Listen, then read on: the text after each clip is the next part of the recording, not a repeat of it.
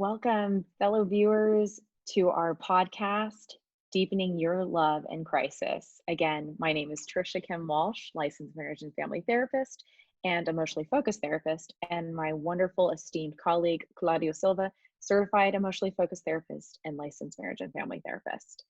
We're very excited today. We have the opportunity to talk with you about one of our most favorite topics and really the foundational work of emotionally focused couples therapy and family therapy, as well as individual therapy. And that is the attachment patterns that we come from childhood to adulthood. And we're going to specifically be looking at the research that came from Mary Ainsworth. She was an American-Canadian developmental psychologist who was known for her work developmentally in attachment theory. She specifically designed a research study called the strange situation, and this was a procedure to observe early emotional attachment that occurred between a child and their primary caregiver. What we're going to be looking at is Dr. Everett Waters from the New York Attachment Consortium, the work that followed after Mary Ainsworth. We're going to see the actual recordings of his own experimental lab in which he deeply dives into these attachment patterns. And what's really exciting is, Claudio, you recently had the opportunity to speak with Dr. Everett Waters himself. And I wonder if you could talk with our viewers about what that experience was like. Yes, Tricia, it was such an honor for me to have spent this time with Dr. Everett, and I'm very thankful for his time. He said some things that give us a lot of hope. He said that the strange situation experiment should be taken just as a reference, because he said that these things that happen in childhood doesn't mean that we are going to remain that same way when we are adults. We have these different patterns of attachment which are the secure and the insecure, avoidant and ambivalent. But because of different circumstances that we face in life, we may change these patterns. So there's a lot of hope. Imagine that a parent goes to a parenting class and this parent learns new skills on how to teach the child. And that means that the child might change the attachment pattern. The same thing might happen also in adulthood. So let's imagine that we marry someone who is very secure, someone who is caring and nurturing and loving and affectionate.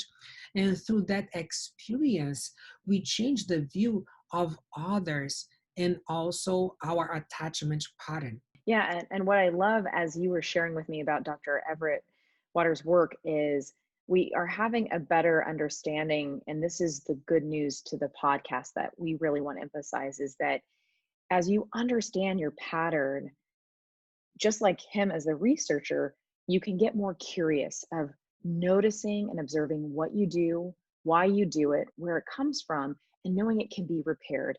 And know that the information that we're sharing, by no means we want to label.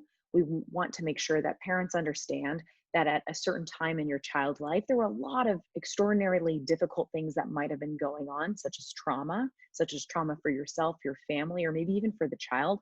And the good news is this work has fundamentally, again, changed the way that we see as parents, as partners, that we can zoom in, we can tune in, we can learn from our mistakes, and keep in mind the human experience is all about making mistakes and learning. And we hope today you're really going to learn from these amazing videos and the amazing work that Dr. Everett has given us permission for us to allow you to view this with us. And we're going to provide commentary to what you're seeing and our own thoughts of what you're observing and what you're making meaning to. And of course, how do you apply this to yourself, with your partner, and with your children? Also, very important is that sometimes I think about people labeling each other. So let's say a partner labeling the other partner saying, oh, you are really ambivalent, or you are resistant, or you are avoidant. So the purpose is actually to help couples to understand themselves, to accept their partners, and to work together to bring each other to security. So let's start with the secure pattern that we see in the video. This child is playing with the mother. It's kind of really wonderful. You can see how this mother is so good in engaging with the child. And then the mother is signaled to leave the room.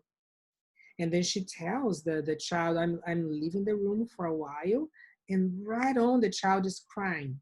Dr. Waters, he told me that many of these children at home, they might be different because they are not in a strange place, right? They are in a safe place and they know that the mother is always there for them. So they are secure of that, so that they might not cry.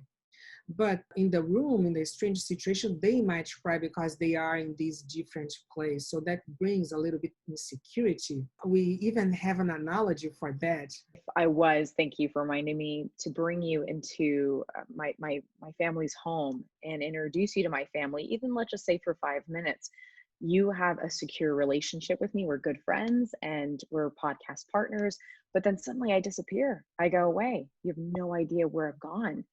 Now you're in a room full of strangers. And even if you know me well and you have a good relationship with me, you don't know my family's culture. You don't know how they're going to communicate with one another. And therefore, you could be very ambivalent about the situation. You might even be a bit resistant. And that's not a reflection of you being not having a secure attachment pattern, but because of the circumstances, you're in a strange situation and you don't know where I've gone. Just like we see in this video where the baby is very confused as to where her mother went. Where did she go? Is she coming back? I hope she's coming back. And there's all these fun toys in the room. She can't even concentrate on that in the same way that you can't concentrate on building new relationships with my family because you don't know what kind of danger has happened. Has anything happened to me? The baby might be saying, is my mom okay? What's going on? I love this analogy. It's a good one because it helps us know our viewers are experiencing strange situations all the time. That makes it difficult to know if I go to my partner, will they be able to support me and see the distress that I'm experiencing? Yeah. Yeah. So, like, for example, in my case, in your home, I might not cry, hopefully. But if you see my vital signs, it might show anxiety. I might have really more stress hormones. My heart might beat faster. My blood pressure might raise a little bit. So we see with the child that the child, as you mentioned, when the mother goes away from the room, now it's hard for the child to concentrate on the toys. The child cannot really focus on that. The child is focused on the mother. It even reminds me some people that I have helped, they were going through separation or sometimes a betrayal. And now the partner wasn't really confiding in the relationship. I'm not sure anymore that my partner is there for me. So they couldn't focus in their work. They were all the time like focusing on their partner. What's happening? Am I gonna lose forever? Will I have again this person? Can I do anything to save my relationship? What is interesting also to see and very hopeful is when the mother comes back, right, Trisha? And you see this in the video as mom returns back. There is still the reaction, just in the imagination of me coming back to the room and you now see me. Your vitals might start to slow down. You may start to concentrate, like, hey, you're back, Trisha. It's good to see you. You can see the baby responding immediately to her mom. You can see her body is leaning into mom. She's looking at her face. She's settling down her own vitals. Okay, you're back. Things are okay. And also, this is an acknowledgement of history, is that more than likely this mother has been maybe away doing different things, and the mom may have gone away, but reassured the baby that she would come back and that she'd get back online. She was consistent. She provided a repetitive pattern that reminded the baby, my parent is available to me. I know that if anything happens, they are going to respond to me. And that's what you see in the video, is you see the baby starting to point at different images on the poster, and mom's looking. They're playing again. Now baby is able to focus on play. Before, baby was focused on, where is mom? Am I okay? And now baby has a reunion, and the reunion says, I'm okay with you. I forgive you that you left me. Yes.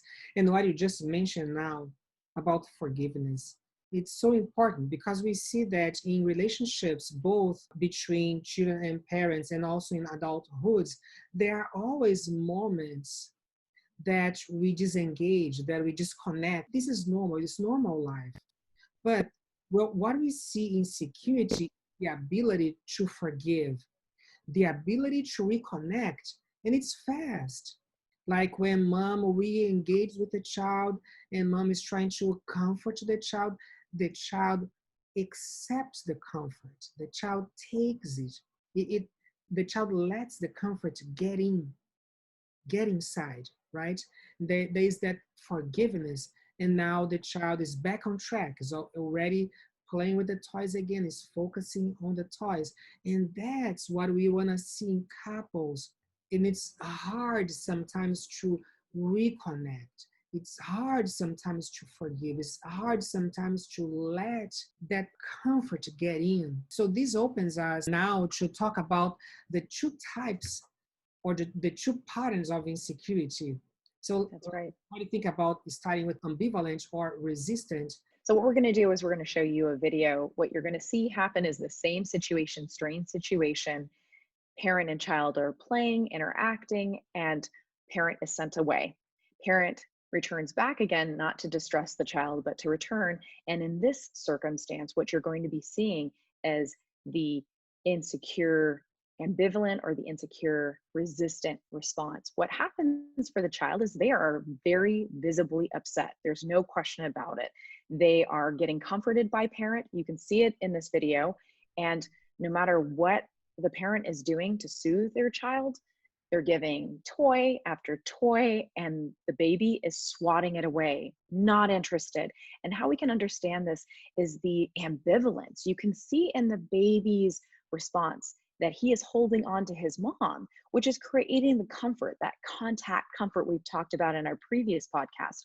And the resistance of, I'm not yet ready to forgive you. I'm still angry with you. I'm confused about where you went, and are you going to be consistent? And that's what's happening between mom and the baby in this example. And you can see the mom's reaction. There's kind of a slight smile on her face of, hey, everything I'm doing isn't working. What's happening? And the child's like, hey, I'm still upset. And when you agree, Claudio, we see this reaction not only in the children we work with and see it in our play therapy with our clients, but also with our couples, of even if a partner turns to their partner to try to comfort them and maybe even hold their hand. Here's my favorite, is a reparative moment where there's an effort from a partner to hold their partner's hand, like, hey, I want to be close to you. And that partner turns over to them and says, I'm not ready. I'm not ready for you. I'm still mad at you. I'm not holding your hand. And that other partner is looking confused, like, wait a minute, I've just held your hand. Aren't you supposed to be grateful?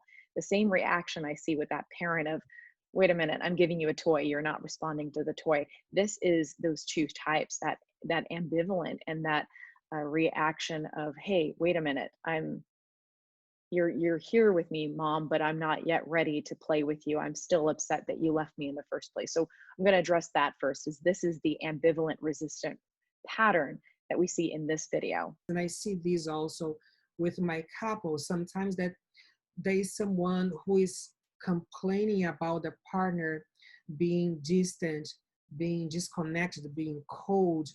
And then with therapy, this person starts coming closer.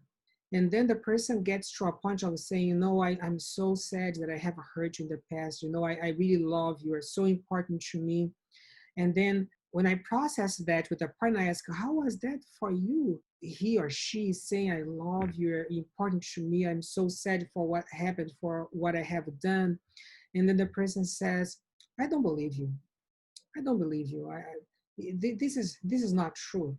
And then sometimes I say, so you were expecting this moment to happen. You wanted so much reconciliation.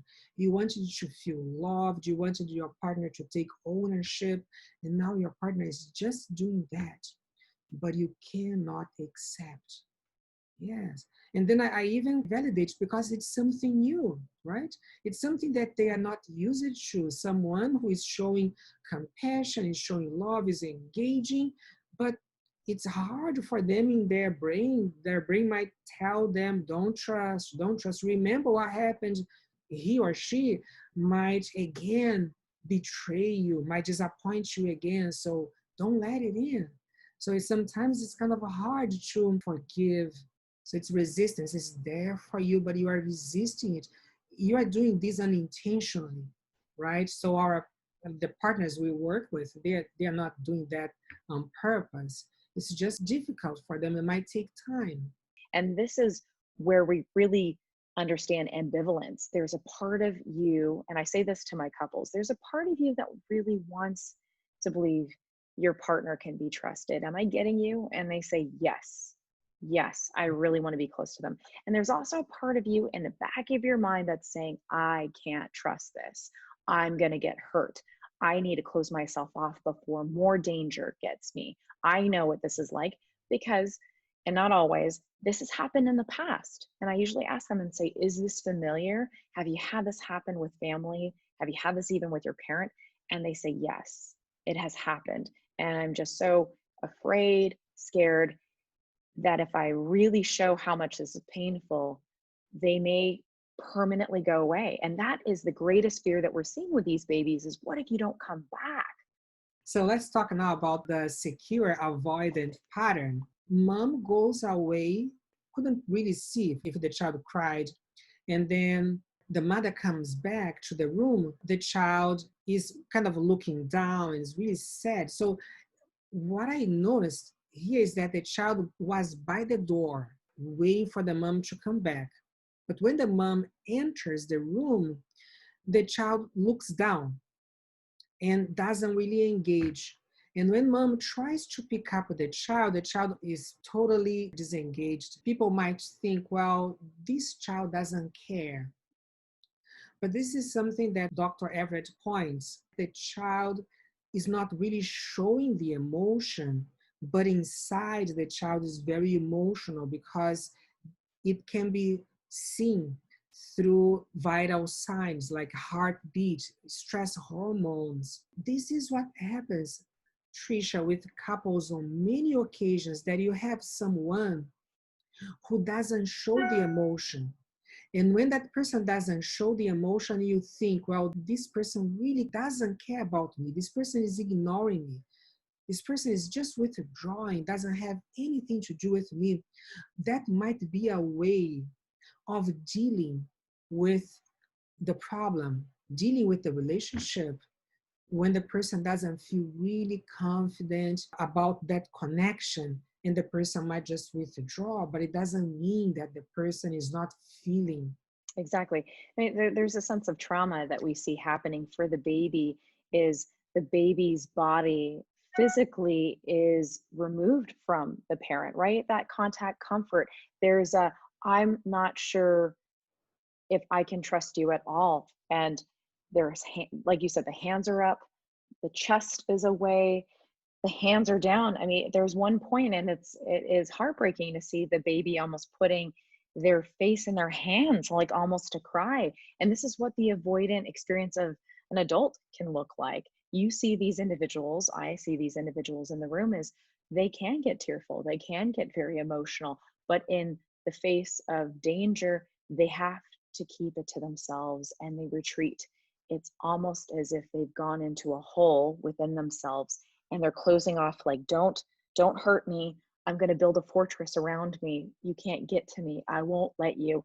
And you can see what happens even in romantic relationships in situations where in EFT, we call this the withdrawer, where they literally are withdrawing is to say, I am not safe. I'm going to get hurt. And you can see the parents' response in the video of this effort to try to push baby into their chest. But the child's like, no, I've learned that I have to take care of myself. You can't do that. I cannot let myself get hurt again. So it's different than the ambivalent resistant. You can see that there's resistance here, and there can be anger and there can be hurt, but you're not going to see it. And just, I love that you mentioned the vitals are really significant to this is it's important for you not to mistake that the lack of emotions means that your partner or your child doesn't care. It's this significant coping strategy, this resilient coping strategy of telling yourself about yourself that the world may be unsafe at times. And if it is unsafe, I have to figure it out and I have to get it together.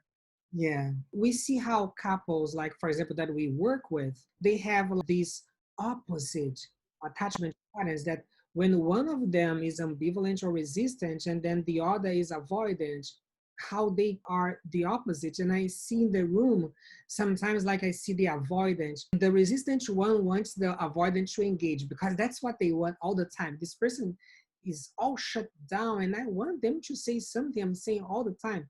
But the resistant looks to the ambivalent and is kind of reading, trying to read before they say, if I say something, what's going to happen? Is it safe here? And it's almost like they want the other to take the initiative. So you see that there is some fear there, some uncertainty. And when they are not sure, what they prefer is not to engage.